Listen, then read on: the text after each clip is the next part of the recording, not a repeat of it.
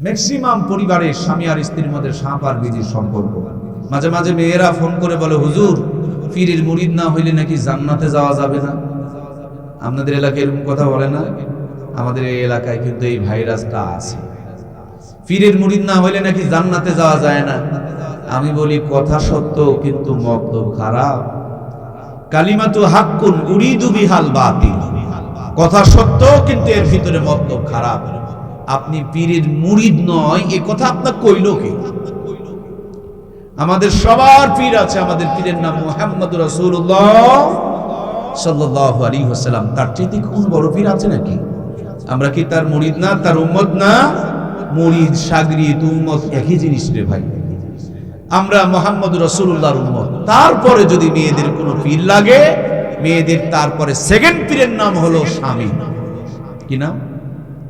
আরে ভাই ভাতার, ওয়াজ বোঝেনি, চিনেন না? আমাদের দেশের মা বোনেরা পাগলার মুরিদ হবে, গাঁজাখোরের মুরিদ হবে, কিন্তু এই যে আগে কইছে স্বামীর মুরিদ হয়, কবিন ডানে যাবে বাঁয়ে। দুলা ভাইয়ের মুরিদ হবে, কিন্তু স্বামীর মুরিদ। আমাদের দেশের মায়েদের কপাল এত খারাপ। আমি আজ পর্যন্ত কোন মেয়ের মুখ থেকে শুনলাম না যে কোনো মেয়ে ভালো স্বামী পাইছে। সব মেয়েদের স্বামীগুলো খারাপ হয়। কার কার স্বামী ভালো হয় জানেন? ওনার ভাবির স্বামী ভালো হয়, মানে ওর ভাইয়ের বউয়ের ভাতার ভালো হয়, নিজেরটা ভালো হয় না। খালি ভাবির স্বামীগুলো ভালো হয়, মানে ওর ভাই ভালো আর ওর ভাবি একটা ভালো স্বামী পেয়েছে। মেয়েরা কোনোদিন ভালো স্বামী পেল না। আল্লাহ নবী বলেছেন, দুনিয়াতে যদি মানুষকে সেজদা করা জায়েজ থাকতো, মেয়েদেরকে বলতাম তারা যেন তাদের স্বামীর পায়ে সেজদা করে, কারণ মেয়েরা বেশিরভাগ স্বামীর সাথে নাফরমানি করে। 50 বছর বিয়ে করছেন, গোটা জীবনে মেয়েটার জন্য কয়লা বানায় ফেলছেন।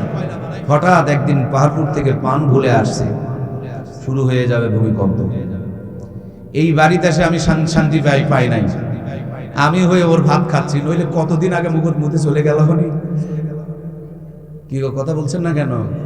90% মায়েদের এই চলে। ये क्या चीज है? মেয়ে মানুষ ये क्या चीज है? ये की सीना बड़ो कठिन, ये दिल्ली का लड्डू बराबर। जो खाया वो भी पछताया, जो ना खाया वो भी पछताया। যারা বিয়ে করে নাই তারা চিন্তা করছে এটা কি জীবন হলো, লেপ গরম হয় না। আর যারা বিয়ে করছে তারা মনে করে এটা একটা জীবন হলো, বইয়ের যন্ত্রণায় সুখ পায় না। এই দিল্লি কা লাড্ডু বরাবর। হুসাইন কাজী 10,000 মায়ের মাগফিরাত। মাশাআল্লাহ মাশাআল্লাহ, লিল্লাহি তাকবীর। হুসাইন কাজী 10,000 টাকা 20 পারা। মাশাআল্লাহ, আমাদের হুসাইন কাজী ভাইকে আল্লাহ কবুল করুন, বলুন আমিন। ছোট কোনো বড় ভাগ থাকে, আমরা প্রাণ ভরে দোয়া করব আখির মোনাজাতের সময়, আল্লাহ আমাদের হুসাইন কাজীকে কবুল করুন, বলুন আমিন। তাহলে আমার মায়েদের জন্য, আমাদের মায়েদের জন্য যে কথাগুলো বলছিলাম, প্রিয় মায়েরা, আমরা পুরুষ জাতি এমন একটা জাতি রে ভাই, কোনোদিন শিক্ষিত হওয়া পারলাম না। আপনি বউয়ের কাছে বসবেন, বউ আপনাকে খালি শিখাবে আর শিখাবে। বউ কবে আলা তুমি বুঝবেন না, খালি আপনাকে বুদ্ধি দিবে, খালি আপনাকে পড়াবে, মানে আপনি কোনোদিন বউয়ের কাছে শিক্ষিত হওয়া পারলেন না, বুঝবান হওয়া পারলেন না। আবার মায়ের কাছে গিয়া বসবেন, মাও আপনার বুড়া বয়সে বুদ্ধি দিবে, খালি বুদ্ধি দিবে আর দিবে। বেটার কাছে যাবেন, সলফলের কাছে যাবেন, এরাও বলবে আব্বু তুমি এলা বোঝো। কথা বললেন না কেন? মানে আমরা এমন এক অবুঝ জাতি, সারা জীবন ছাত্রই থেকে গেলাম, কোনোদিন বুঝা পারলাম না। বউকে বুঝি না, মাকে বুঝি না, সোলের কথাও বুঝি না। আমরা সবসময় অবুঝি থেকে যাই। আল্লাহ তুমি আমাদের বুদ্ধি বাড়ায় দাও, বলুন আমিন। মায়েরা এমন একটা জাতি, থাকে স্বামীর বাড়িতে আর চিন্তা করে বাবার বাড়ির। মায়ে ভাত পেলো কিনা, বাপের খাওয়া হলো কিনা, এই চিন্তা করতে করতে মাথার চুল পাকায়া দেয়। এরকম মা বোন নাই? বইয়ে কোভাবে তার ভয়ে লোক করে আছেন না কি রে ভাই? থাকে স্বামীর বাড়িতে আর চিন্তা করে বাবার বাড়ির। আমি কি ভুল কইলাম? ইমানের সাথে বলেন, আমি কি ভুল কইলাম? মানে নিজের বাপ মা ভাত কাপড় পেলো কিনা, এই চিন্তা করতে করতে মাথার চুল পাকায় দেয়। এদিকে তার স্বামীর বাপ মা যে মুখের সামনে গড়াগড়ি করছে, তার কোনো খবর ওটা নিজেরটা, তার জন্য ওটার চিন্তা করতে করতে চুল পেকে যায়। আর এটা স্বামীর বাপ মা, তার জন্য দেখবার মনে হয় না। শোনো বোন আমার, স্বামীর বাপ মার সেবা যত্ন করো, প্রয়োজনে আল্লাহ ফেরেশতা পাঠায় তোমার বাবা মার সেবা যত্ন করবে। কথা বলুন ঠিক কিনা? স্বামীর বাপ মার সাথে যদি জুলুম অত্যাচার নির্যাতন করো, তোমার বাপ মাকে জুলুম অত্যাচার নির্যাতন করার জন্য তোমার ভাইয়ের বউকে বড় দাজ্জাল বানায়া ওই পরিবারে আল্লাহ প্রস্তুত করে রাখবে। ঠিক কিনা? সুতরাং জ্বালালে জ্বলতে হয়, জ্বালাইও না, জ্বলবে না। আল্লাহ আমার মা বোনগুলোকে স্বামীর খেদমত গুজার, শ্বশুর শাশুড়ির খেদমত গুজার হওয়ার তৌফিক দান করুন, বলুন আমিন। ম্যাক্সিমাম পরিবারে দ্বন্দ্ব। জি আলহামদুলিল্লাহ, ভিতরে রুমাল দিয়ে দেওয়া হচ্ছে যার কাছে যেটা আছে। ইকো দিয়েন না ভাইয়া, ভিতরে রুমাল দেওয়া হচ্ছে যার কাছে যেটা আছে। আলহামদুলিল্লাহ, আমরা হাতে হাতে বিসমিল্লাহ বলে বের করি। যারা দূরে বাইরে আছে ভিতরে চলে আসে। কারণ ভাইরা বসে পড়ি। আমার দরদের মায়েরা, আমার মা বোনেরা, আপনাদের উদ্দেশ্যে আখেরি পায়গাম। আল্লাহর হাবিব আপনাদের জন্য একটা হাদিস বলেছেন, ছোট্ট হাদিস, অনেক পাওয়ারফুল। নবী বলেছেন, মায়েরা যদি 4টি কাজ করে, আল্লাহ জান্নাতের 8টা দরজা তাদের জন্য খুলে দিবেন। সুবহানাল্লাহ বলেন। 1 নম্বর কাজ 5 ওয়াক্ত নামাজ। 2 নম্বরে কাজ সামনে রমজান, রমজানের রোজা। 3 নম্বরে কাজ সতীত্বের হেফাজত। কিসের হেফাজত? খালি হুজুর দেখলেন নাকট কাপড় দিবেন আর সুরিয়ালার ঘাড়ত চড়বেন।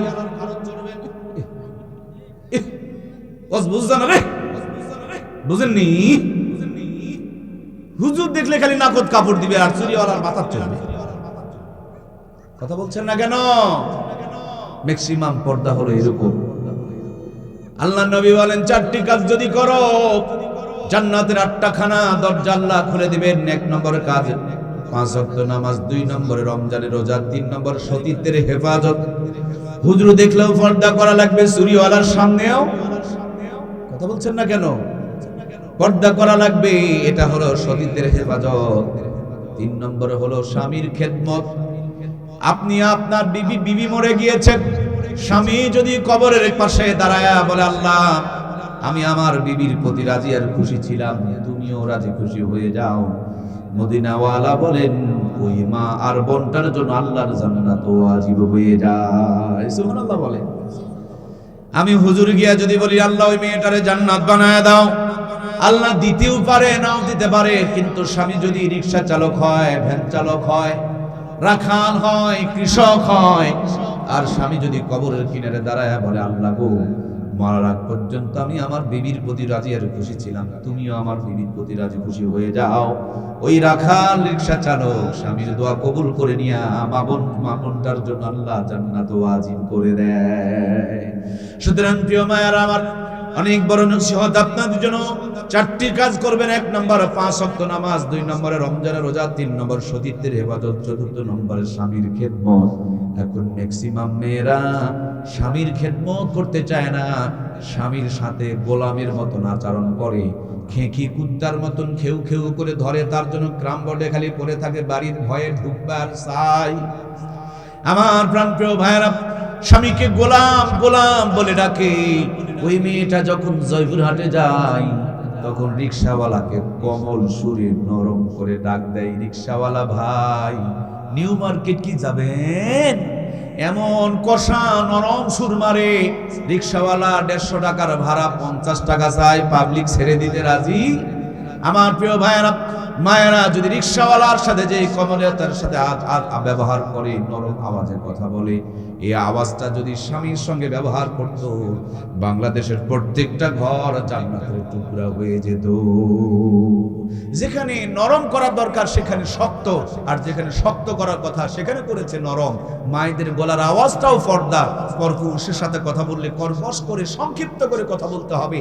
কথার মায়া জালে ফেলে দেওয়া যাবে না। যদি ফেলে দেন তাহলে প্রত্যেকটা কথার বিনিময় গুনাহ হবে। আল্লাহ তাআলা আমাদের মা বোনগুলোকে কথাগুলো বোঝার তৌফিক দান করুন, বলুন আমিন। সম্মানিত প্রিয় ভাইয়ের আমার, জনাব আলহাজ মুজিবুর রহমান 200 টাকা নগদ, 1 মণ ধান বাকি। হরিপুর বাড়ি, হরিপুরের মানুষ ধান আবাদ করে, আপনাদের এই সাদিসপুরের মানুষ আবাদ করে না। 1 মণ 2 মণ করে তো ধান লেখাইতে পারতেন। আল্লাহ যাকে যেই নিয়ামত দেয় সেই নিয়ামতের হক আদায় করা লাগে। ব্রয়লার মুরগি কিনে নিয়ে আসবেন, নারী ভুড়ি বাদ দিয়ে খাওয়া লাগে। যদি জোর করে খান, যেই মুখ দিয়ে ঢুকাবেন ওই মুখ দিয়ে উগলানো লাগবে। বুঝলে বুঝপাতা, না বুঝলে তেজপাতা। আমার কিছু করার নাই। দান করবেন, সুস্থ থাকবেন, না করবেন ডাক্তারের কাছে দৌড়াদৌড়ি করবেন। দেওয়া লাগবে, সোজা আঙ্গুলে ঘিউ না উঠলে আঙ্গুল ব্যাকা করা লাগে। এই জন্য আমরা বেশি বেশি করে দান করব। আল্লাহ আমাদেরকে সুস্থতার নিয়ামত দান করুন, বলুন আমিন। জমির মালিক হলো তিনজন। এক নম্বর মালিক আমার আল্লাহ, তার মালিকানা গোটা দুনিয়া। দুই নম্বরে মালিক হলো এই দেশের সরকার, এই দেশের সরকার দুই নম্বরে মালিক, তার জন্য খাজনা দেওয়া লাগে, ট্যাক্স দেওয়া লাগে, নইলে খাস হয়ে যায়। আর তিন নম্বরে মালিক হলাম আপনি আর আমি। ছাগলের দুধের বাট দুইটা, বাচ্চা যদি তিনটা থাকে, একটা খালি দৌড়াদৌড়ি করে, ওই মালিকানা চেঞ্জ হয় না। সরকারের মালিকানা চেঞ্জ হয় না, আপনার আমার মালিকানা চেঞ্জ হয়। দান করবেন, জমিন থাকবে, দান করবেন না, বেঁচে খাওয়া লাগবে। বুঝলে বোঝেন, না বুঝলে খারিজ করে রাখেন। একদিন না একদিন বেচাই লাগবে, কোনো উপায় নাই। না মানলে না মানেন, কিন্তু বেচাই লাগবে। যারা কৃপণতা করে এরা কোনোদিন সম্পদ ধরে রাখতে পারে না, আর যারা দানশীলতা করে এরা কোনোদিন গরিব হয় না, দরিদ্র হয় না। আল্লাহ বড় কোনো মুসিবত তাদের উপরে চাপায় না। কারণ সদকা তুরাদুল বালাম, দান সদকা করলে আল্লাহ তাআলা বালা মুসিবত দূর করে দেয়। খুব দ্রুত করে বলবো, কেউ যেন বাদ না পড়ি। আল্লাহ সকলকে কবুল করুক। এক্ষুনি দোয়া হয়ে যাবে। শেষ ভালো যার সব ভালো, শেষ ফজিলতটুকু, শেষ বরকতটুকু বাড়িতে নিয়ে যাব। আল্লাহ আমাদের সবার জীবনকে রহমত আর বরকত দিয়ে ভরপুর করে দেখ, আমিন। ভাইরা, মূল কথাটা হলো, আমি বলবো আপনি বাড়ি বানান, আমি বলবো আপনি ব্রিজ বানান, রাস্তা বানান, কিন্তু আগের কথাটা বাড়ি, বিল্ডিং, ব্রিজ নয় রে ভাই। আগে তো ইট বানাতে হয়। ইট না বানিয়ে যদি বড় বিল্ডিং বানান, ওখানেই ভেঙে পড়বে, ওখানেই কবর হবে, ঠিক কিনা? এর জন্য ডাক্তার, মাস্টার, ইঞ্জিনিয়ার, এমপি, মন্ত্রী, রাষ্ট্রপতি সব হবে। সব বানানোর আগে ইমানদার বানাতে হবে। এই মেসেজটা কি বোঝা গিয়েছে? আসেন, কাফনের কাপড় নিয়ে আসেন, আমি লিখে দিচ্ছি আপনার জন্য জান্নাত ওয়াজিব হয়ে যাবে। সুবহানাল্লাহ বলবেন না? খালি এই ছোট্ট কথাটাকে যদি বুঝতে পারেন, জান্নাত ওয়াজিব হয়ে যাবে। এই ছোট্ট কথাটুকু না বোঝার কারণে আজ জাহান্নাম আমাদের জন্য ওয়াজিব হয়ে যাচ্ছে। কিয়ামতের দিন ওই সমস্ত বাপমারা সবচেয়ে বড় জালেম এবং অসহায় হয়ে দাঁড়াবে, যারা তাদের ছেলে মেয়েকে বাড়ি গাড়ি, সয় সম্পত্তি, চাকরি সব দিয়েছে, কিন্তু সন্তানকে কোরআনের শিক্ষা দেয় নাই। এদের চেয়ে বড় জালেম কিয়ামতের দিন কোনো বাবা মাকে খুঁজে পাওয়া যাবে না। আমাদের এই থানার নাম বদলগাছি থানা, সম্ভবত জি বদলগাছি না? অল্প কিছুদিন আগে এক ছেলে, বাবা শিক্ষিত মানুষ ছিল, একটাই ছেলে, দেশের সব লেখাপড়া করাইছে, করায় বিদেশ থেকে পিএইচডি মিএইচডি করে বিশাল ডিগ্রি নিয়ে ছেলে বাড়িতে আসতেছে। বাবা খবর শুনে হার্ট স্ট্রোক করছে, আনন্দে হার্ট স্ট্রোক করে ফেলেছে। ছেলে আসার আগে বাপ মারা গেছে, লাশ রেখে দিয়েছে। ছেলে আসার পর জানাজার নামাজে দাঁড়ায়া 2-3 মিনিট ধরে কাঁদতেছে।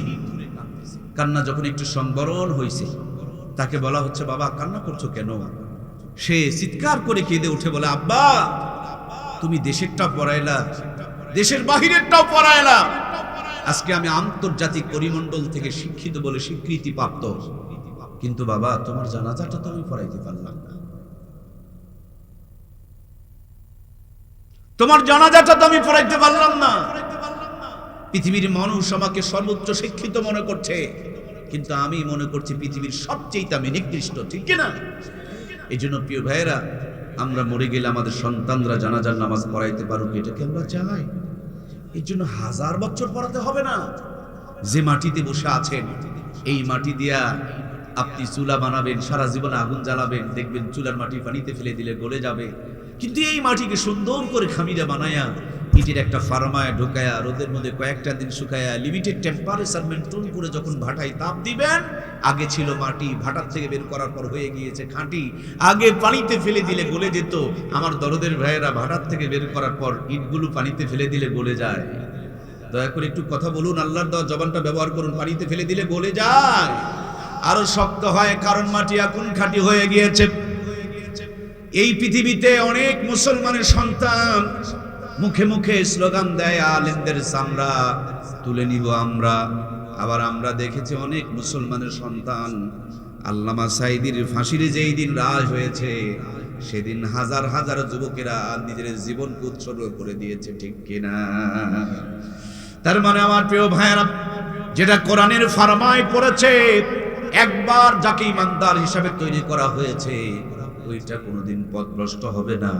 কোনোদিন দেখেছেন কি কোনো হুজুর পাঞ্জাবিটা ছেড়ে প্যান্টটা খুলে দাঁড়িয়ে প্রসাব করতে কি দেখেছেন? কোনোদিন কি দেখেছেন কোন ইমাম সাহেব তার বউকে নিয়ে বিউটি পার্লারে সারা চড়া সাজায়া 3 লাখ টাকার মোটরসাইকেলে চড়ায়া ভু ভু করে তেল টানতেছে আর বউকে খালি ঘুরায় ঘুরায় দেখাইতেছে? জীবনে কি দেখেছেন? আমি অনেকগুলো বৃদ্ধাশ্রমে গিয়েছি, কোনো বৃদ্ধাশ্রমে কোনো আলেমের বাপ মাকে দেখতে পায় নাই। কারণটা হলো কোরআন যদি সিনায় থাকে এটা পথভ্রষ্ট হবে না। যেখানেই থাকুক, যে হালতেই থাকুক, গড়গড় গড়গড় করতে করতে ট্রেন যেমন ঢাকা চলে যায়, সিনায় কোরআন থাকলেই কোরআনওয়ালা আল্লাহর জান্নাতে চলে যাবে, কোনো সন্দেহ নাই। আমাকে যদি বলেন মুর্তজা ভাই, এদের সুন্দর সুন্দর কথাগুলো বলছেন, এই কথাগুলো কোথা থেকে আপনি পেয়েছেন, কোথা থেকে অর্জন করেছেন? আমি বলবো আমার কলিজার টুকরা দরদের ওস্তাদ আহমদ শফি সাহেব বারাকাল্লাহ, আল্লাহ তার জান্নাতি নূর দিয়া কবরকে ভরপুর করে দেখ, জোরে বলুন না আমিন। আমি আমার হযরতের কাছে হাঁটাজারিতে গিয়ে পড়েছি। আমার হযরতকে যদি বলেন আপনি কই পড়েছেন, তিনি বলবেন দেওবন্দে পড়েছি। দেওবন্দওয়ালাকে যদি বলেন কোথায় পড়েছেন, তিনারা বলবেন মদিনায় পেয়েছি। মদিনাওয়ালাদেরকে যদি বলেন কোথায় পেয়েছেন, তারা বলবেন সাহাবা ইকরামের কাছে পেয়েছি। তাদেরকে যদি বলেন কোথায় পেয়েছেন, তারা বলবেন হযরত আবু বকর, ওমর অথবা হযরত ওসমান আলী রাদিয়াল্লাহু তাআলা আনহুম তাদের কাছে পেয়েছি। তাদেরকে যদি বলেন আপনি কই পেয়েছেন, তিনারা বলবেন মুহাম্মাদুর রাসূলুল্লাহ সাল্লাল্লাহু আলাইহি ওয়াসাল্লাম তার কাছে পেয়েছি। আমার নবীকে যদি বলেন নবী গো এই কোরআনুল কারীমটা আপনি কোথায় পেলেন, আল্লাহর নবী বলবেন গোটা দুনিয়া যখন অন্ধকারে ছেয়ে গিয়েছিল, আমি 40 বছর পর্যন্ত মানুষগুলোকে আলোকিত বানানোর চেষ্টা করেছিলাম। যখন ফায়দা হয় নাই, জাবালে নূরে হেরা গুহার মধ্যে বসেছিলাম, জিবরিল আমিন আমার কাছে এই কোরআনুল কারীম খানা দান করে গিয়েছেন। জিবরিল আমিনকে যদি বলেন আপনি কই পেলেন, তিনি বলবেন আমি আরশ আজিম থেকে নিয়ে এসেছি। আরশ আজিমকে যদি বলেন আপনি কই পেয়েছেন, তিনি বলবেন কিতাবুল্লাহ কালামুল্লাহ, যার কিতাব যার বাণী যার কালাম সে আল্লাহ তাবারক তাআলার কাছে পেয়েছি। তার মানে এক মাথার মধ্যে এই মাদ্রাসায় আপনার ছাত্রটা, আপনার ছেলেটা, আপনার বাচ্চাটা বসে থাকবে, আর আরেকটা মাথা গড়তে গড়তে চলতে চলতে মদিনা হইয়া জাবালে নূর দিয়া আল্লাহর আরশ আজিম পর্যন্ত পার করে খোদ আল্লাহ তাবারক তাআলা পর্যন্ত পৌঁছে গিয়েছে। এজন্য প্রিয় ভাইয়ের আমার, ইমানদার বানাতেই হবে, কোনো উপায় নাই। রোগ থেকে বাঁচানোর জন্য টিকা দিবেন, ঠান্ডা থেকে বাঁচানোর জন্য জ্যাকেট পরাবেন, বৃষ্টি থেকে বাঁচানোর জন্য রেইনকোট পরাবেন, কিন্তু জাহান্নাম থেকে বাঁচানোর জন্য কি কোরআনটা পরাবেন না? কি পরাবেন না? কারা কারা পরাবো? 2টা হাত তুলে আমার আল্লাহকে দেখায়, লিল্লাহি তাকবীর। অনেকে হাত তোলেন নাই, পুরাপুরি তোলেন, 2টা হাতই তুলতে হবে। আমরা আমাদের সন্তানগুলোকে কোরআন পড়িয়ে ইমানদার বানাবো ইনশাআল্লাহ। হাতগুলো এভাবে একটু নাড়া দেন। আরশ আজিম থেকে আমার রব দেখছেন, আলো বাতাস সাক্ষী হয়ে থাকতেছে, প্রত্যেকের ডান কাঁধ এবং বাম কাঁধের ফেরেশতাগুলো ছবি তুলে তুলে রাখতেছে। কিয়ামতের দিনে ময়দান আপনার আমার পক্ষে আল্লাহর কাছে সুপারিশ করবে। আল্লাহর কোরআন, আল্লাহ নবী বলেছেন আল কোরআনু হুজ্জাতুল্লাহ, এই কোরআন হলো আপনার আমার জন্য জান্নাতের দলিল। কোরআন কিয়ামতের দিন আপনার আমার জন্য সুপারিশ করবে। আল্লাহ আমরা কোরআনের পক্ষে থাকতে চাই, তুমি আমাদেরকে কবুল করো, বলুন আমিন। হাতগুলো নামান। কয়দিনের জন্য কোরআনের পক্ষে? আপনাদের স্কুল ঘর নাকি? এখানে স্কুল ঘর নেই? Primary school. ভোট দিতে যান কোন জায়গায়? পাহাড়পুরে, জালালপুরে, সন্ন্যাসতলা। আচ্ছা হলেই হলো, একটা স্কুল ঘরে কিংবা যেখানে হোক হয়, ওখানে গিয়ে দেখবেন হাত কিন্তু কোরআনের পক্ষে তুলছিলেন আপনারা, সেজন্যই বললাম আর কি। ওখানে গিয়ে দেখবেন কয়েকটা এটা সেটা আছে, একটা কোরআনের পক্ষে থাকে কি না? ওই কোরআনের সামনে দিয়ে নিয়ে যায় অঙ্কর ওটা মারে নাই। এই কথা বললেন না কেন? বুঝা পাওছেন না? বিপক্ষে যাচ্ছে তাই নয়। শোনেন, বাংলাদেশ 90% মুসলমানের দেশ। 53-54 বছরে একবারও মুসলমানরা ক্ষমতায় যেতে পারলো না, কোরআন প্রেমীরা ক্ষমতায় যেতে পারলো না। আমরা যে মুনাফিক আর দ্বিতীয় কিছু লাগে না, ঠিক কিনা? আমরা মুখে যা বলি কাজে তা করি না, আর কাজে যা করি মুখে তা। মুনাফিক হওয়ার জন্য আর কিছু লাগে? মদিনাতে নবীর পিছনে নামাজ পড়তো, রোজা করতো, হজ করতো, যাকাত দিত, সব ঠিক, কিন্তু মুহাম্মদ রাসূলুল্লাহকে রাষ্ট্রপতি হিসাবে মেনে নিতে পারতো? লোকটার নাম আব্দুল্লাহ ইবনে উবাই ইবনে সুলুল। সে মুনাফিকের লিডার ছিল, জায়গা জাহান্নামের সবচেয়ে নিচে।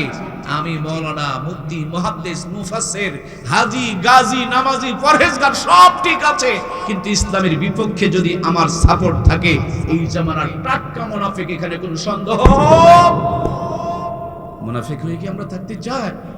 তাহলে বাকি যতদিন বেঁচে আছে কোরআনের পক্ষেই সাপোর্ট থাকবে ইনশাআল্লাহ। মুসলমান কোরআনের বিপক্ষে যেতে পারে? আমরা সব দেখলাম, একবার কোরআনের রাজ দেখতে চাই। আল্লাহ আমাদেরকে কবুল করুন, বলুন আমিন। আমার প্রাণপ্রিয় ভাইরা, হবে না? নানান বিপদ আছে, কেমন করে হবে? পাশে তো দাদা বাবুরা খালি খাল খাটে খাটে কুমির পালিচ্ছে, আছে না? নাকি আবার আমার দেশে মিজানুর রহমান আজহারি বললেন, একদল খাইছে আর একদল, কি গো কইলেন না? কি একদল খাইছে আর একদল খাইছে, এগুলো নিয়ে পাহাড়াপাড়িয়া লাফালাফি ঝরাঝরি শুরু হয়ে গেল। মানুষ তো বলতেই পারে, চোরকে চোর বলা যাবে না ভাই, সমস্যা কই? তুমি গায়ে টেনে নিচ্ছ কেন গো ভাই? ঘরে কে গো? বলে আমি কলা খাইনি। এটা কোন কথা? বলতেই পারে যে ঘরে কে, তো তুমি বলছো কেন ঘরে কলা খাওনি? তার মানে উনি যে কলা চোর, তাতে কোনো সন্দেহ? এক বেচারি বাদশার ভান্ডার থেকে তুলা চুরি হয়ে যাচ্ছে, তো তাকে লোকজন পরামর্শ দিল যে সিসি ক্যামেরা লাগাও, চোর চিনা যাবে। বেচারি ব্যস্ততায় সিসি ক্যামেরা লাগাইতে পারে নাই, একেবারে তুলার ভান্ডার লুট হয়ে গিয়েছে। যেমন কিছুদিন আগে কাস্টগাড়ির বিলের মধ্যে, আর কওয়া হবে না, এলা বলা হয় না, বুঝছে হুজুর, এলাও শুনিছে।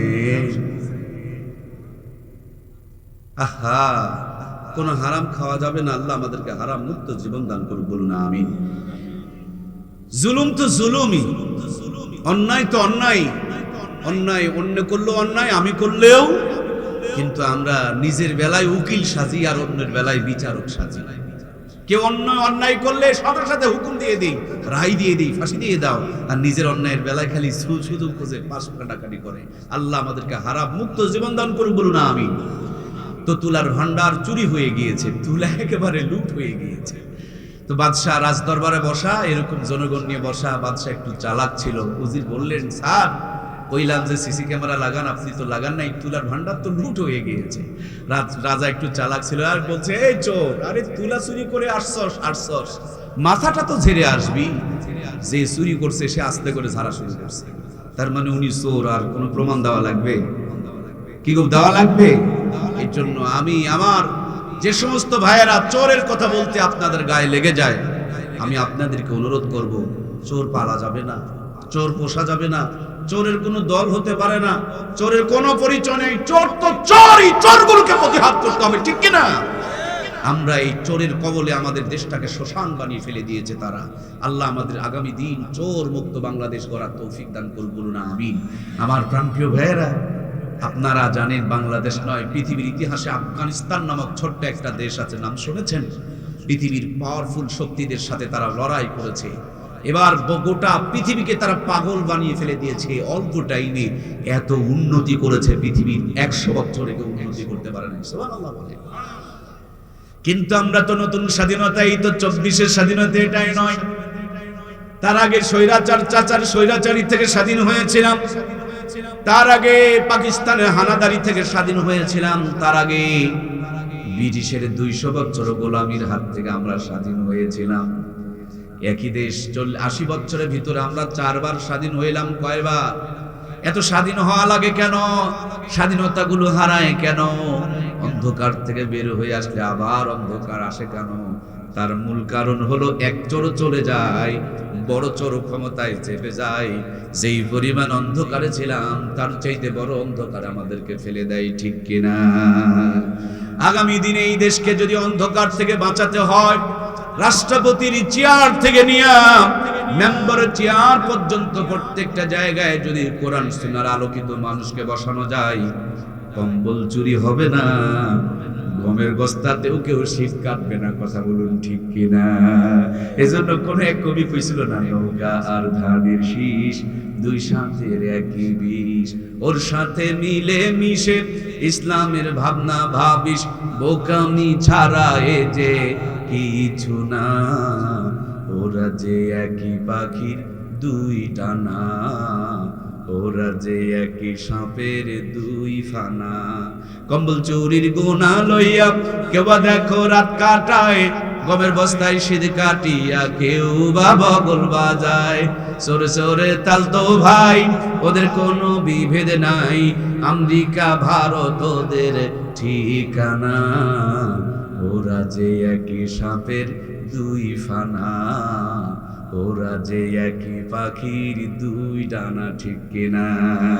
সত্যের পক্ষে গান গাই বলে আমি বিপ্লবী, কোরআনের কথা বলি তাই বলবে আমাকে মৌলবাদী, সত্য কথা বলি তাই বলবে আমাকে ফতুয়াবাজি। কেন বিপ্লবী বিদ্রোহী মৌলবাদী, কেন ফতুয়াবাজি? জন্মের পরে কানে আজান কি দেয়নি, তুমি মৌলবাদী ছাড়া হওনি। আবার মরণের পরে জানাজা পড়াবে না, পড়াবে না, আবার মরণের পরে জানাজা পড়াবে, তখন কোথায় পালিয়ে যাবি? সত্যের পক্ষে গান গাই বলে আমি বিপ্লবী, কোরআনের কথা বলি তাই বলবে আমাকে মৌলবাদী, হাদিসের কথা বলবেন তাই বলবে আপনাকে ফতুয়াবাজি। কেন বিপ্লবী বিদ্রোহী মৌলবাদী, কেন ফতুয়াবাজি? জোরে বলুন মারহাবা। ভুল কথা হলো আমার প্রিয় ভাইয়ারা, এ সমাজে জাতি যদি ঠিক করতে হয়, জাতিকে আগে কোরআনওয়ালা বানাতে হবে। ঠিক কিনা? ইট বানানোর পর গ্রামকে যেমন সুন্দর করে পাকা বানানো যায়, ইট বানানোর পর সুন্দর যেমন একটা বিল্ডিং বানানো যায়, এই দেশকে সুন্দর বানানোর জন্য প্রত্যেকটা গ্রামে গ্রামে, পাড়ায় পাড়ায়, মহল্লায় মহল্লায় কোরআনওয়ালা মানুষ তৈরি করার দরকার আছে না নাই? যতদিন পর্যন্ত আমরা কোরআনওয়ালা মানুষ তৈরি করতে না পেরেছি, যতবার স্বাধীন হন, যত হাজার জীবন দেন, কোনো লাভ হবে না, কোনো কাম হবে না। এই জন্য আমার দরদের ভাইয়েরা, আপনাদের কাছে বিনীত অনুরোধ, আপনি আপনার সন্তানগুলোকে আগে কোরআনওয়ালা বানাবেন, কোরআনওয়ালা বানিয়ে ডাক্তার বানাবেন। ডাক্তার আর বাটপারি করবে না, নইলে বদল গাছে গিয়ে দেখবেন ডাক্তার হাসপাতালে বসে আছে, চোখে দেখে না, কলমে লেখে না, কানেও শোনে। ওই ডাক্তার বৈকাল বেলা প্রাইভেট ক্লিনিকে যখন বসে, 500 টাকার ভিজিট পেলে আব্বা আব্বা বলে ডাকে। তখন না কেন? আমার ভাইরা, হুজুর দেখলে চিনা যায় কি যায় না? তাহলে ডাক্তারি যিনি পড়েছে তিনি তো চোখ দেখলেই চিনা পারার কথা। ঠিক কিনা? শরীরের যদি টেম্পারেচার বেড়ে যায় বুঝবেন জ্বর, নাকে যদি পানি ঝরে তাইলে বুঝবেন সর্দি, চোখগুলো যদি হলুদ হয়ে যায় তাইলে কি গো হয় না, কি জন্ডিস। তাহলে ডাক্তার দেখবেন দেখেই চিনে ফেলে দেয়, তারপরে 15টা পরীক্ষা দেয়। এরকম ডাক্তার নামের বাটপার আছে না নাই? দেখি চিনে ফেলে দেয়, এক পাতা নাপা খেলে কাম হবে, তারপরে 17টা ঔষধ লেখা আছে না নাই? আপনারা বলুন তো দেখি, এগুলো ডাক্তার না বাটপার? জোরে বলেন, ডাক্তার না বাটপার? আমরা ডাক্তার চাই, বাটপারের কোনো দরকার? ডাক্তার যেন ডাক্তার থাকে, যেন ডাক্তারকে আগে ইমানদার বানাতে। এটাই হলো আজকের আলোচনা। আমার দেশে অনেক স্যার আছে, স্কুলে বাচ্চাদেরকে পড়ায়, স্কুলে পড়ে পাস করে না। স্যারের বাড়ির কোনাতে ছোট্ট একটা প্রাইভেট সেন্টার, কোচিং সেন্টার আছে, আধা ঘন্টা লেখা পড়ে, তারপরে বাচ্চাগুলো পাস করে। এত বড় বিল্ডিং এ 3-4 ঘন্টা পড়ায়া পাস করে না, ওখানে আধা ঘন্টা পড়লেই পাস করে। তার মানে স্যারের মাথায় মাল আছে, সরকার চাকরি দিয়েছে। স্যার স্কুলে গিয়া মালগুলো বের করে না, আবল তাবল মাল সাপ্লাই করে, অরিজিনাল মাল দিয়া প্রাইভেট বাণিজ্য করে। সত্যি করে বলেন তো দেখি, দায়িত্ব পালন না করে বেতনগুলো যে তুলে তুলে খায়, স্যারদের জন্য ওই বেতনগুলো কি হালাল হতে পারে? ও স্যার, হারাম টাকা দিয়ে বউকে শাড়ি কিনে দিবেন, যেদিন ঢাকায় যাবেন সেদিন ওই শাড়ি পরে রিকশায় চড়ে জয়পুরহাটে গিয়া পাবলিককে পোঁচ দিয়া দেখাবে, কারণ পাবলিকের হক আদায় করে নাই, বউ গিয়া হক আদায় করে, ঠিক কিনা? আমার দেশে অনেক ইঞ্জিনিয়ার আছে, রডগুলো বিক্রি করে দেয়, রডের পরিবর্তে বাঁশ ঢুকায়। কথা বলছেন না কেন? বাঁশ ঢুকানেওয়ালা ইঞ্জিনিয়ার আছে না নাই? ইঞ্জিনিয়ার গুলো যদি ইমানদার হতো, বলুন তো, ইঞ্জিনিয়ার কি রড বিক্রি করে বাঁশ ঢুকাইতে পারত? এদেশকে যদি বাঁশ দেওয়ার থেকে বাঁচাতে হয়, ইমানদার বানাতে হবে। এদেশকে যদি ডাক্তার নামল সার থেকে হাত থেকে রক্ষা করতে হয়, সারগুলোকেও ইমানদার বানাতে হবে। এদেশের ডাক্তারগুলোকে যদি বাটপাড়ি থেকে বাঁচাতে হয়, তাদেরকেও ইমানদার। রাষ্ট্রপতিকে ইমানদার বানানো দরকার আছে না নাই? মাঝে মাঝে আমরা মিছিল করি, অমুকের গালে গালে জুতা মারো তালে তালে, তসলিমা নাসরিনের গালে গালে জুতা মারো তালে তালে। আমি বলি, জুতা সামলাও সামলাও। কেন জুতা মারো রে ভাই? বলে তসলিমা নাসরিন ইসলামের বিরুদ্ধে বলে। আমি বলি, কেন বলে? ওর বাবা মা যদি তাকে কোরআনের শিক্ষা দিত, সত্যি করে বলুন তো, তসলিমা নাসরিন কি এরকম লটি মহিলা হইতো? তার মানে উনি নষ্টপনার পিছনে কারণ হলো তোর বাবা মা তাকে কোরআন দেয় নাই, এই জন্য এখন নোংরামি কথাগুলো বলে বেড়াই। আপনি আপনার ছেলেকে দেন নাই, মেয়েকে দেন নাই, ভাইকে দেন নাই, বোনকে দেন নাই, মানুষের গায়ে জুতা মারতে যান, আর নিজের ঘরে নাস্তিক আর মুরতাদ পয়দা করতেছেন, ঠিক কিনা? এই জন্য মূল কথা হলো, বন্ধুরা আমার, সন্তানগুলোকে ইমানদার বানান, ঘরগুলোকে কোরআনুল কারীমের তেলাওয়াত দিয়ে আলোকিত করেন। এই কোরআনুল কারীম যেখানে যেমনি যেভাবে যার সাথে লেগেছে, প্রত্যেকটা জিনিসের সম্মান বেড়ে গিয়েছে। অল্প কিছুদিন আগে কুড়িগ্রাম ওই উত্তর অঞ্চলে বন্যা এসেছিল, আমরা বন্যা দুর্গতদেরকে ত্রাণ দিতে গিয়েছিলাম। আসার সময় একটা ব্রিজে চড়বো, শুনতে পেলাম এখানে ধরলা নদীর কিনারে ঘুঘু মুন্সির কবর আছে। ভাবলাম যে ঘুঘু মুন্সির নাম অনেক শুনেছি, আসি। গিয়া দেখলাম মাঠের মাঝখানে সুন্দর করে একটা ফুল গাছের নিচে আল্লাহর ওলির কবর। কবরের কিনারে দাঁড়াইলাম, সূরা ফাতিহা সূরা ইখলাস পড়ে সুন্দর করে কবর জিয়ারত করে চোখটা বন্ধ করে বড় বড় নিঃশ্বাস নিতে শুরু করলাম। মনে হচ্ছিল কবরের ভিতর থেকে জান্নাতের সুঘ্রাণ ভেসে আসতেছে। কবর জিয়ারত করে নদীর কিনারে ব্রিজের পাশে দাঁড়াইলাম। চা খেতে খেতে এক মুরব্বীকে জিজ্ঞেস করলাম, বাবা, আমরা পেপার পত্রিকায় দেখেছি, কিন্তু কোনোদিন নিজের কানে কারো মুখ থেকে শুনি নাই, আপনি কি ঘুঘু মুন্সিরে দেখেছেন? ঘুঘু মুন্সির কথা কি আপনি বলতে পারেন? মুরব্বী বলেন, ওই তো গ্রামে এই যে পানি থই থই করছে, এখানে ঘুঘু মুন্সির বাড়ি ছিল। মূলত তার নাম ঘুঘু মুন্সি নয়, তেনার নাম ছিল মাওলানা বশির উদ্দিন। এই মাওলানা বশির উদ্দিন যখন কোরআন তেলাওয়াত করত, মাথাটা একটু নড়াতো আর কোরআনুল কারীম তেলাওয়াত করত। এই জন্য মানুষেরা তাকে মহাব্বত করে, বন্ধুরা তাকে ভালোবেসে ঘুঘু মুন্সি বলে ডাকতো। মূলত নাম হলো মাওলানা বশির উদ্দিন। মাওলানা বশির উদ্দিন ওরফে ঘুঘু মুন্সি, তিনি যখন ইন্তিকাল করেছেন, নদীর কিনারে তার কবর দেওয়া হয়েছে। কালের বিবর্তনে নদী ভাঙতে ভাঙতে, যখন নদীটা ভাঙতে ভাঙতে কবরটা ভেঙে পড়েছে, রাখালেরা দেখার পর খবর দিলে, কবর থেকে লাশটা তোলার পর মুখের থেকে কাফনের কাপড়টা সরিয়ে দেখা গিয়েছে 32 বছর পূর্বেকার ঘুঘু মুন্সির লাশ, একটা পশম পর্যন্ত নষ্ট হয় নাই, টসটসা তরুতাজা রয়ে গেছে। এক্ষুনি মোবাইলে সার্চ দিয়ে আপনি দেখতে পাবেন কি সুন্দর চেহারা, 32 বছর পরে একটা পশম নষ্ট হয় নাই। সুবহানাল্লাহ বলেন। বন্ধুরা আমার, দক্ষিণ অঞ্চলে ভোলা নামক একটা জেলা আছে, সেখানে একটা ঘাট আছে, এই ঘাটটার নাম হলো ইলিশা ঘাট। 16 বছর আগে একজন হাফেজে কোরআনকে রাস্তার পাশে কবর দেওয়া হয়েছিল। রাস্তা বানানোর জন্য কাজ চলতেছে, রাস্তা খুঁড়তে গিয়ে দেখে 16 বছর পূর্বেকার হাফেজে কোরআনের লাশটা একবারে টসটসা অক্ষত রয়ে গিয়েছে। অল্প কয়েকদিন আগে পাকিস্তানে একটা পুরাতন কবরের পাশে নতুন কবর খোঁড়া হচ্ছিল। হঠাৎ করে তারা অনুমান করতে পারে না, এই পাশের কবরের দিকে একটু বেশি চেপে গিয়েছে।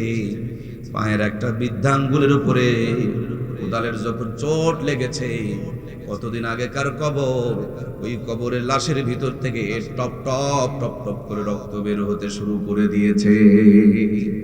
মদিনা শরীফের সম্প্রসারণের কাজ চলছিল, ক্রেন দিয়ে আশপাশের পাহাড়গুলোকে ভেঙে ভেঙে সমান করা হচ্ছিল।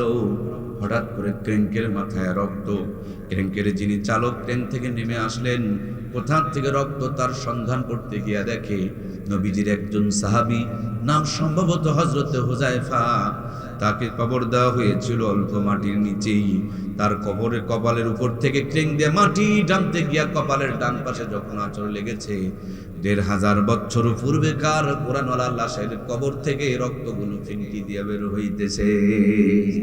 এই তো অল্প কিছুদিন আগে ইরাকের ফরাত নদীর কিনারে ২ জন সাহাবীর কবর ভেঙে গেল। লক্ষ লক্ষ মানুষের সামনে কবর থেকে লাশ দুটোকে তোলা হলো। জার্মানি থেকে একজন চোখের ডাক্তার এসে দেখে ১৫০০ বছর পূর্বেকার লাশ। সম্ভবত একজন লাশ ছিল হযরতে সালমান ফারসির লাশ। কোরআন তেলাওয়াত করতো যেই চোখ দিয়া, ১৫০০ বছর পর ওই চোখ নষ্ট হয় নাই। এই দৃশ্য দেখে ওই ডাক্তার পরবর্তীতে মুসলমান হয়ে গেছে। আমার প্রিয় ভাইয়েরা, এই কোরআনুল কারীম যদি সিনায় দিতে পারেন, দুনিয়াতেও সুখে থাকবে। ভাঙা ঘরে থাকলে এখানে রহমত আর বরকত আমার আল্লাহ তাআলা নাজিল করবে। আলু ভর্তা দিয়াও যদি খায়, আলু ভর্তার ভিতরে জান্নাতের স্বাদ আমার আল্লাহ তাআলা ঢুকায়া দিবে। হুজুর দেখলে অবহেলা করবেন না। বড় বড় মোষ কিন্তু আব্বা ডাক কপালে জোটে না। আর মৌলবীর বাড়ি গিয়া দেখেন কম করে হলেও ১ ঘন্টা আব্বা আব্বা ডাকাডাকি করে, কথা বলেন ঠিক কিনা? সব জায়গাতে রহমত আর বরকত রয়েছে। আলু ভর্তা দিয়ে পেলেও ৩ প্লেট বসাই, সিরা খেতায় ঘুমাবার দিলেও দেখবেন নাক ডেকে ভোঁ ভোঁ করে ঘুম পাড়া শুরু করে দেয়। লুরগুরা মানুষ, তারপরে ১ ঘন্টা নিম্নের সন্তান তাদের দেখা যায়। তার মানে দুনিয়ার জীবনটা যেন জান্নাতি জীবন, সুখময় জীবন। বিশ্বাস যদি না করেন, আপনি অ্যাক্সিডেন্ট করেছেন, ১ ব্যাগ রক্ত লাগবে। একজন মানুষ হিলিতে যায় ডাল খাওয়ার জন্য, উনিও রক্ত দিবার চায়। আর একজন ইমাম সাহেব নামাজ পড়াতে যায়, ইনিও রক্ত দিবার চায়। সত্যি করে বলেন তো, কার রক্ত নিবেন? যাই কোন দিন শেষে আলেমরাই সেরা। সুবহানাল্লাহ বলবেন না? দিন শেষে আলেমরাই সবচেয়ে সুখে আছে। সুবহানাল্লাহ বলেন। আরে কিসের রাষ্ট্রপতি মিয়া, এমপি, মন্ত্রী, প্রধানমন্ত্রী? মানুষ ক্ষমতায় থাকলে সালাম দেয়, পরে ঝাঁটা আর জুতা নিয়ে খুঁজে দাঁড়ায়, ঠিক কিনা? কিন্তু কোরআনওয়ালারা দিন যত যায় সম্মান, ইজ্জত, মর্তবা আল্লাহ তত বাড়িয়ে দেয়। সুবহানাল্লাহ। আমি দেখেছি আমার উস্তাদকে ক্লাসে যাওয়ার আগে জুতা সোজা করার জন্য ২-৩ দিন চান্স নিয়েছি। আমি যাওয়ার আগে দেখি কেউ না কেউ জুতা বগলে নিয়ে অপেক্ষায় রয়েছে, হুজুরের জুতাটা সোজা করে দিব। তার মানে কোরআনওয়ালাদের শুধু দাম বাড়ে না, কোরআনওয়ালাদের জুতারও দাম বেড়ে যায়। সুবহানাল্লাহ বলেন। আমাকে আল্লাহ ৩টি সন্তান দিয়েছে। আমাকে যদি বলা হয় আমেরিকার প্রধানমন্ত্রী বানানো হবে তোমার বেটাদেরকে, কিন্তু কোরআন পড়তে দেওয়া যাবে না, আমি বলবো তোমার আমেরিকার প্রধানমন্ত্রী তুমি ধুয়ে খাও, আমি ইমানদার আগে বানাবো, তারপরে অন্য কিছু। আমার স্বপ্ন আমি আমেরিকার প্রধানমন্ত্রী সুযোগ পেলে বানাবো আমার সন্তানকে, কিন্তু ইমানদার না বানিয়ে নয়। আমার স্বপ্ন এদেশের রাষ্ট্রপতি বানাবো আমার সন্তানদেরকে, কিন্তু ইমানদার না বানিয়ে নয়। আমার সন্তান রাষ্ট্রপতি হলে ইমানদার রাষ্ট্রপতি হবে, আমার সন্তান লিডার হলে ইমানদার লিডার হবে। আজ আমরা ইমানদার বানিয়েছি, যারা ইমান নিয়ে ব্যস্ত তারা ইমান নিয়ে পড়ে আছি, আর যারা দুনিয়া নিয়ে ব্যস্ত তারা দুনিয়া নিয়ে পড়ে আছি। অথচ আল্লাহ কি সুন্দর কোরআনে বলেছে, রব্বানা আতিনা ফিদ দুনিয়া হাসানাতাও ওয়া ফিল আখিরাতি হাসানাতাও ওয়া কিনা আযাবান নার। ও গোলাম, আমার কাছে দুনিয়া এবং আখিরাতের উত্তমটা কামনা করো। আল্লাহ চাইতে বলল 2টা, আমরা চাই 1টা। যদি ছেলে 2টা হয়, একটাকে হুজুর বানাই আর একটাকে খেজুর বানাই, অথচ 2টাকেই এক জিনিসই বানানো দরকার ছিল। এই লাইনের পিছনে 2টা তার, খালি কারেন্টের তার দিয়ে তো আলো জ্বলে। তো বলছেন না কেন? এটাতে কারেন্টের তার দিবেন, এটাতে আর্থিং এর তার দিবেন, খুব আলো জ্বলবে। তো নিজের বেলা ওটা করলেন কেন? আরে দুনিয়া আখিরাত তো 2টাই লাগবে না বাবা। একটাকে দুনিয়াদার বানালেন, ওই প্রসাব করে আর পানি নেওয়াও জানে না, আর আরেকটাকে হুজুর বানালে ওই পেটের ভাতও বের করা পারে। কথা বলছেন না কেন? আমার কথা নয়, এদেশের একজন দার্শনিক বড় আলেম হাফিজ হুজুর, তিনি বলেছেন ধর্মহীন কর্মশিক্ষা আর কর্মহীন ধর্মশিক্ষা দুটাই হলো জাতির জন্য অভিশাপ এবং লানত। যেই শিক্ষায় শিক্ষিত হয়ে পেটের ভাত বের করতে পারে না, যতই হুজুরগিরি বলেন, এটা শিক্ষাই না। আর যেই শিক্ষায় শিক্ষিত হয়ে পবিত্রতার মাসালা জানে না, বাবের জানাজাটা পড়াইতে পারে না, আমিও এটাকে মুসলমানের শিক্ষা মনে করি না, ঠিক কিনা? এমপি, মন্ত্রী, ডিসি, অথচ গোসলে ফরজ জানে না, নাপাক গায়ে গোটা এলাকা পরিচালনা করে রহমত আসতে পারে? আমার প্রিয় ভাইয়েরা, এই জন্য 2টা লাগবে। কথা বলেন, 2টা লাগবে কি লাগবে না? আগে ইট বানানো লাগবে, তারপরে বিল্ডিং। ভুল করে আগে বিল্ডিং বানায়ও না, কবর রচনা হবে। আজ জাতি বিপদে পড়ে গিয়েছে, তার মূল কারণ হলো আমরা ইমানদার না বানিয়ে নেতা বানায় ফেলছি। কথা বলেন ঠিক কিনা? নেতা এখন গম কম্বল সব সমানে বসায় দেয়, কারণ নেতার ভিতরে ঈমান। এজন্য প্রিয় ভাইয়েরা আমার, আজকে যারা দেশ বানাচ্ছে, পরিচালনা করছেন, তারা সারা জীবন বাঁচবে না, একদিন তারা চলে যাবে। আমাদের ছেলেরা, আমাদের মেয়েরা, আমাদের ছোট্টরা এই দেশ পরিচালনা করবে, ঠিক কিনা? সেই জন্য আমাদের ছোটরা যেন পথভ্রষ্ট না হয়, তারা যেন জাহান্নামে না যায়, এই জন্য আমরা সবার ঘরে ঘরে কোরআনওয়ালা তৈরি করব। কারা কারা রাজি? আর একটা বারের জন্য আল্লাহর কোরআনের সাথে দুইটা হাত দেখায়, লিল্লাহি তাকবীর। ওগো আমাদের রব, তোমার কোরআনের পক্ষে তুমি আমাদেরকে কবুল করে নাও, বলুন আমিন। এক্ষুনি দোয়া হয়ে যাবে। যারা দূরে বাহিরে আছেন ভিতরে চলে আসুন, দাঁড়ানো ভাইরা বসে পড়ুন। মোনাজাত না করে কেউ যাব না। শেষ ভালো যার সব ভালো, শেষ ফজিলতটুকু নিয়ে যাব। আজকের আলোচনার মূল মেসেজ এ কোরআন, যেখানে যে যার সাথে লেগেছে সব জিনিসের দাম বেড়েছে। ছেলে মেয়েগুলোকে কোরআনওয়ালা বানাবো, তারপরে যার যেটা মন চায় সেটাই বানাবো, কোনো সমস্যা। আল্লাহ আমাদেরকে কোরআনওয়ালা সন্তানের বাবা মা হওয়ার তৌফিক দান করুন, বলুন আমিন। সবার তেলাওয়াতকে আল্লাহ তাআলা চালু করে দেখ, বলুন আমিন।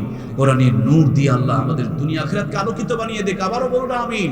সামনে রমজান চলে আসতেছে, 30টা দিনে 29টা অক্ষরকে একটু সুন্দর করে মুখস্থ করতে পারবো না, রপ্ত করতে পারবো না, জব্দ করতে পারবো না?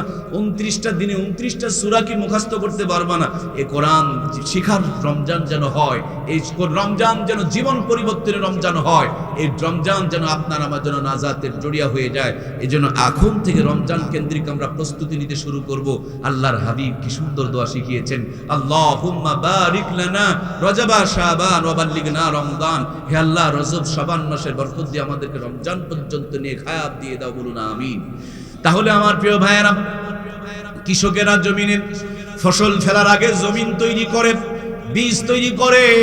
মুমিন রমজান মাস আসার 2 মাস আগের থেকে প্রস্তুতি গ্রহণ করবে, নামাজ ধরবে, গুনাহ ছাড়বে, নেকির প্রস্তুতি গ্রহণ করবে। এই জন্য আল্লাহর নবী 2 মাস আগের থেকে আপনাকে আমাকে দোয়া শিখিয়েছে। যেহেতু আগামীকাল হলো শবে মেরাজ, সুতরাং আগামীকাল থেকে আমরা 5 ওয়াক্ত নামাজ শুরু করে দেব ইনশাআল্লাহ। কাউরো যদি জমিন আমার ভিতরে চলে আসে, আল সোজা করে জমিন পাশের জমিওয়ালারে ফিরাইয়া দিব। মেয়ের জমি ফাঁকি দিয়া যদি ছেলের নামে দিয়ে থাকি, ছেলেকে ডেকে দিয়ে মায়ের মেয়ের জমিটা মেয়ের কাছে পৌঁছায়া দিব। এখন থেকে আমরা পরিবর্তনের জন্য শুরু করে দিব। আল্লাহ আমাদের জীবনকে জান্নাতি জীবন বানিয়ে দেখ, আমরা সবাই পড়ি আল্লাহুম্মা আমিন। এক্ষুনি দোয়া হয়ে যাবে প্রিয় ভাইয়েরা আমার। যদিও আমি আপনাদের এলাকার সন্তান, কিন্তু আল্লাহ তাআলা দেশান্তরে প্রতিদিন ঘুরিয়ে নিয়ে বেড়ায়। আমার এলাকায় মাহফিলে আসার সৌভাগ্য কম হয়, 1-8 বছর আগেই সব দাওয়াতগুলো ফুল হয়ে যায়। আপনারা যারা চেনেন তারা তো মনে করেন এটা তো আমাদেরই ভাই, ডাকলেই পাবো, কিন্তু আমার তো কিছু করার থাকে না, নেটে আলোচনা থাকে। প্রায় 1-8 বছর আগে দাওয়াতগুলো ফুল হয়ে যায়। যেহেতু এসেছি আপনাদের খেদমতে, আমি যত ছোট মানুষ হই না কেন, আল্লাহ আমাকে 14 বার আল্লাহর ঘরে নিয়েছেন। মানুষ জীবনে একবারই যাওয়ার সুযোগ পায় না, সেখানে বারবার আল্লাহ তাআলা কবুল করেছেন। সুতরাং এই 2খানা হাত নিয়ে আপনাদের সাথে দোয়া করতে চাই, সুযোগ কি আছে? আল্লাহ একসাথে যেন জান্নাত দিয়ে জান্নাতে আমাদেরকে কবুল করে নেয়, বলুন আমিন। শেষ ভালো যার সব ভালো, শেষ ফজিলত, শেষ বরকতটুকু আমরা নিয়ে যাব। একজন উঠে চলে যাব না দোয়া না করে, পারলে দেব, না পারলে দোয়ায় শামিল হব। কারণ ধান কাটার পর, পিটার পর, গোলাতে তোলার আগে পাতানগুলো আলাদা হয়ে যায়। আমরা মুনাফিকের মতন মোনাজাত না করে যেন চলে না যায়। আমরা ওয়াদের সময় থাকবো, কালেকশনের সময় চলে যাব, এটা হবে মুনাফিকের আলামত। পারলে দেব, না পারলে দোয়া করব। টাকাও লাগবে, দোয়াও লাগবে। টাকা দিয়ে খালি মাদ্রাসা চলবে না, টাকার সাথে দোয়াও লাগবে। কথা বলুন ঠিক কিনা? এই জন্য যার সামর্থ্য আছে দেবেন, আর যার সামর্থ্য নেই দোয়া করে বিদায় দিবেন। দোয়া না করে চলে যাওয়া মানে সরাসরি বিরোধিতা করা। আমি মাহফিলের উন্নতি চাই না, মাদ্রাসার উন্নতি চাই না, এজন্য মোনাজাত না করেই চলে গেলাম। যে আল্লাহ হায়াত দিয়েছে, এত সময় যখন থাকলাম, আর এই 2-4-5 মিনিট আমাদের কিচ্ছু হবে না। আমরা মোনাজাত করে শেষ বরকত, শেষ ফজিলতটুকু নিয়ে যাব। যদি জিজ্ঞেস করা হয়, প্রিয় ভাইয়েরা, মায়েদের চুল বড় না ছেলেদের চুল বড়? বেশিরভাগ মানুষ বলবেন মেয়েদের চুল বড়, কিন্তু আমি বলি না, না, ছেলেদেরই চুল বড়। ছেলেরা প্রতি মাসে 1 আঙ্গুল করে চুল কাটে, 12 মাসে 12 আঙ্গুল কাটে। 90 বছর যদি বাঁচে, নিম্নে হলো মেয়েদের তুলনায় 5 গুণ ছেলেদের চুল লম্বা হয়, ঠিক কিনা? মেয়েরা চুল কাটে না, এই জন্য তাদের আর বাড়ে না। ছেলেরা কাটতেই থাকে, মরার আগ পর্যন্ত বাড়তেই থাকে। আমার দরদের ভাইরা, জীবনকে যদি বরকতময় করতে চান, দান করা বন্ধ করবেন না। দান করা চালু থাকলে রহমত আর বরকত চালু রাখবেন কে? আপনার পরিবারের রহমত বরকত চালু রাখবেন না বন্ধ করবেন, এটা চাবিকাঠি আপনার হাতে। আপনি আল্লাহরে দোষ দিয়ে লাভ নাই। আপনি দিলেও আল্লাহ আপনাকে 10 গুণ নিম্নে বাড়ায়া দিবে। যে দেয় সেই তো পায়, যে দেয় না সে কিন্তু পায় না। আমাদের মাঠে আগে, এখন তো ওই যে কারেন্টের মেশিন চলে আসছে, আগে শ্যালো মেশিন ছিল না ভাই? তো শ্যালো মেশিনে যদি টিউবওয়েলে পানি না থাকে, স্টার্ট দিয়ে কি কোনো লাভ হয়? পানি আগে ঢেলে তোলা লাগে, তারপরে স্টার্ট দিলে দেখবেন ঝরঝর করে চালু হয়ে যায়। যাদের জীবনে বরকত নাই, যারা খাটতেছেন কিন্তু উন্নতি হচ্ছে না, জীবনটা যেন কি যেন অশান্তি আর অন্ধকারে চলে গিয়েছে, আমি আপনাদেরকে বলবো দান করেন। একবার যদি বরকত চালু হয়ে যায়, 14 গোষ্ঠী খেয়ে ভেসে যাবে, কোনোদিন বরকত শেষ হবে না। সুবহানাল্লাহ। এজন্য প্রিয় ভাইয়ারা, খুব তাড়াতাড়ি করে বলবো, এখান থেকে বিকাশ করে ফ্যাক্সিলোড করে ঢাকা চিটাগাঙে টাকা পাঠানো যায়। এখান থেকে মার বাবার নিয়ত করে করে দান করব। বাপ মার জন্য দিতে দেরি, কবরটাকে জান্নাতের বাগান বানিয়ে দিবেন কে? এই জন্য খুব তাড়াতাড়ি করে বলেন। আমার পূর্বের মেহমান আমার রেজাউল ভাইয়ের হাতে আপনারা দিয়েছেন, আমিও আপনাদের সন্তান। আলহামদুলিল্লাহ সুম্মা আলহামদুলিল্লাহ। নওগাঁয় অনেক বড় বড় আলেম আছে, যারা গোটা বাংলাদেশ প্রত্যেক দিন বিভিন্ন জায়গায় দেশে দেশে ঘুরে ঘুরে তারা বয়ান করছেন। সুম্মা আলহামদুলিল্লাহ।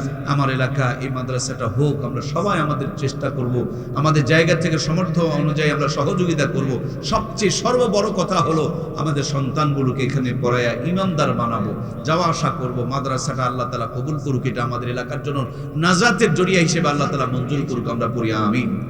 প্রিয় ভাইয়েরা আমার, এক্ষুনি জয়পুরহাটে গিয়া দেখবেন ট্রেন অথবা বাস দাঁড়িয়ে আছে, ঢাকা ঢাকা বলে চিৎকার করছেন। আপনি যদি বলেন ওরে বোকা, এটা তো জয়পুরহাট ঢাকা নয়, ট্রেনওয়ালা বাসওয়ালা বলবে 500 টাকা 800 টাকা দিয়ে টিকিট কেটে সিটের উপরে বসে পড়েন। আপনাকে হাতে একটা টিকিটে লিখে দিবে জয়পুরহাট টু ঢাকা। এখান থেকে যদি ঢাকা লিখে দিতে পারে, রাত পাড়ি দিলে সকাল হলে গাড়ি যদি আপনাকে ঢাকায় পৌঁছায় দিতে পারে, আমিও বলবো জান্নাত জান্নাত জান্নাত। এখানে দান করেন, এই জান্নাতের গাড়ি আপনাকে জান্নাতে পৌঁছায় দিবে। এই জন্য ভাইয়েরা বলেন, আমার দরদের ভাইয়েরা, একটা করে বস্তা সিমেন্টের জন্য বলুন, একটা করে কোরআনের হাদিয়া বলুন, বছরে একটা করে মন ধান দান করুন। আমার মমতাময়ী মায়েরা, মা বাবা বেঁচে ছিল, কত কিছু খাবার বানায় বানায় নিয়ে আসতেন, বাবা মা চলে গিয়েছে, তাদের জন্য ভুলে গেলে চলবে না। বাপ মা নিয়ত করে করে দান করেন, দিতে দেরি আল্লাহ কবরে জান্নাতের সওয়াব পৌঁছায় দিবে। সুবহানাল্লাহ। এই জন্য খুব তাড়াতাড়ি করে বলেন আমার প্রিয় ভাইয়েরা, কেউ যেন দেরি না করি, অতি দ্রুত করে বলে আল্লাহ সকলকে কবুল করো, সবার হায়াতে বরকত দান করো, জীবনটাকে বরকতময় করে দাও। আল্লাহ তোমার কোরআনের সাথে জড়িয়ে থাকার তৌফিক দিয়ে দাও। মাদ্রাসার শুভকাঙ্ক্ষী দরদি বানিয়ে দাও। কারেন্টের লাইন ঘরে নেওয়া আছে বন্ধু, এই জন্য আলো জ্বলে, ঘরে একটা কোরআনের লাইন নিয়ে যাও। বছরে একটা করে 1000 টাকা দিয়া মাদ্রাসার সদস্য হয়ে যাও। মাদ্রাসায় কোরআনের তেলাওয়াত হবে, ঘরের মধ্যে রহমত আর বরকত পৌঁছায়া দিবে কে? পাওয়ার হাউস থেকে কারেন্ট যদি ঘরকে আলোকিত বানায়, এখানে কোরআনের তেলাওয়াত হবে, আপনার ঘরে রহমত আর বরকত আল্লাহ পৌঁছায়া দিবে। সুবহানাল্লাহ বলেন। এজন্য খুব তাড়াতাড়ি করে বলেন আমার দরদের ভাইয়েরা, একটা বাচ্চা জাগিরি নেওয়ার জন্য বলতে পারেন, আবার বছরে একটা করে 1000 টাকা দিয়ে আজীবন বদরের সদস্য হয়ে যেতে পারেন। আমাদের চকচান্দিরা মাদ্রাসায় আজীবন অনেকগুলো বদরের সদস্য আছে। বছরে প্রায় 2 মণ করে ধান দান করেন। নিজের জন্য সদস্য হয়েছেন, বিবিকে সদস্য বানিয়েছেন, মাকে বানিয়েছেন, বাবাকে বানিয়েছেন। যতগুলো সদস্য, এগুলো জান্নাতের সদস্য। বদরের সদস্য মানে বদরের প্রান্তরে যাদেরকে আল্লাহ তাআলা নিষ্পাপ বানিয়ে দিয়েছিলেন, ওই বদরি সাহাবীদের নাম স্মরণ করে কেউ যদি দোয়া করে, আল্লাহ তাদের দোয়াটাকেও কবুল করে নেয়। আল্লাহ অসংখ্যবার আমাকে বদরের প্রান্তরে কবুল করেছেন। আপনারাও যাবেন, ঈমান বৃদ্ধি পাবে, অনেক নিদর্শন আপনারা দেখতে পারবেন। মাদ্রাসাগুলোতে বদরি সদস্য বানানো হয় এই জন্য আল্লাহ যেন বদরি সাহাবীদের সঙ্গে জান্নাত দান করে দেয়। এই জন্য বলেন আমার দরদের ভাইয়েরা, মাদ্রাসাখানাকে আমাদের গড়ে তুলতে হবে। অনেক মাদ্রাসা ডানে বামে আছে, আল্লাহ দিলে ওগুলো চলছে, চলবে ইনশাআল্লাহ। এটা নতুন, এটা ভালো আগাচ্ছে না, এটাকে একটু চালু করে দিতে হবে ইনশাআল্লাহ। কোনো আল্লাহর প্রতিষ্ঠান, আল্লাহর কোরআনের প্রতিষ্ঠান বন্ধ হয় না, বসে থাকে না, নিভে যায় না, চলবে, আল্লাহ তাআলা চালায় নিবে। আমাদেরকে একটু গা লাগাতে হবে, আমাদেরকে একটু সহযোগিতা করতে হবে, আমাদেরকে একটু দোয়া করতে হবে, আমাদের একটু ভালোবাসা দিতে হবে, আমাদেরকে বেশি বেশি করে একটু আসতে হবে। আপনার পুকুর আছে, পুকুরের মাছের খাবার দিচ্ছেন, হাঁস আছে, হাঁসের খাবার দিচ্ছেন, মুরগি আছে, মুরগির খাবার দিচ্ছেন। এখানে মাদ্রাসা হয়েছে, এটা আপনার মাদ্রাসা নয়। এখানে আপনাকে আসতে হবে না, এখানে আপনার খোঁজ খবর নিতে হবে না। যদি না নেন, কিয়ামতের দিন নবীর সামনে কিন্তু দাঁড়াইতে পারবেন না, কোনো উত্তর দিতে পারবেন না। আহারে কপাল পোড়া, পুকুর আছে তার গর্ব করে, আমার পুকুর, আমার গাড়ি, আমার বাড়ি, আর এটা তো আপনারই মাদ্রাসা রে ভাই। সব এলাকার মানুষগুলো যদি বলে আমার মাদ্রাসা, মাদ্রাসা দিব্যি চলবে, সুন্দর চলবে। আপনার বাড়ির দরজা ভেঙে গিয়েছে, ঠিক করেন। মাদ্রাসার দরজা ভেঙেছে, নিজের বাথক থেকে বাঁশ কেটে নিচে ঠিক করে দেন, মাশাআল্লাহ, আল্লাহ জান্নাতের দরজা আপনার জন্য খুলে দিবেন। এই জন্য প্রিয় ভাইয়েরা, খুব তাড়াতাড়ি করে বলবো, কেউ যেন বাদ না পড়ি। একটা মন করে ধান বলতে পারি, এলাকার জমি তো একবারে সোনার থালের মতন, যেটা লাগাবেন সেটাই হয়, ফুলখাতি ফসল মাশাআল্লাহ অনেক হয়। আমার জমি জমাওয়ালা ভাইরা, বাপ মা নানা নানি দাদা দাদি কবরে চলে গিয়েছে, তারা কবরে এতিমের মতন আপনার আমার মুখের দিকে তাকায় আছে।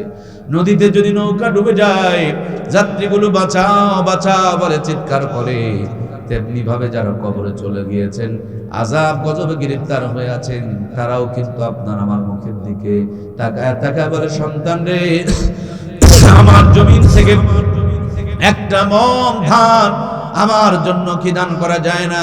তোমার চাকরি নিয়ে দিয়ে আসলাম, একটা দিনের বেতন কি আমার জন্য তোমার বের হয় না? ও সন্তান, এই বাপ ব্যবসা করে কেউ ফকির হয়ে গিয়েছে, সেখান থেকে তোমাকে আল্লাহ তাআলা অনেক সুখে রেখেছে। একদিনের কামাই ঠিকই মাদ্রাসার জন্য দেওয়া যায় না। আমরা ইচ্ছা করলেই পারবো। আল্লাহ সকলকে কোরআনের জন্য কবুল করে নেক, বলুন আমিন।